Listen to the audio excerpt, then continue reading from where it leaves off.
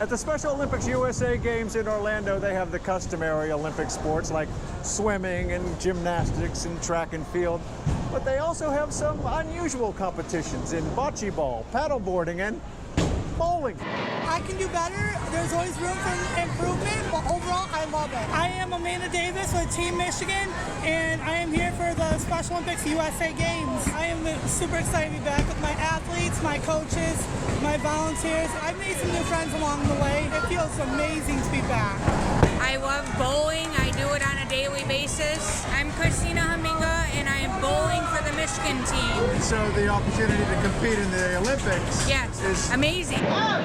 Let me tell you, they've got some very good abilities at bowling. My name's John Almodovar, and I'm here supporting the USA Games and volunteering and enjoying every bit of it. I'm very pleased with what I'm seeing.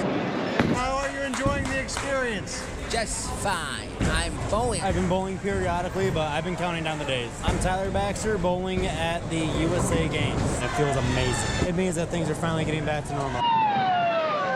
Great job.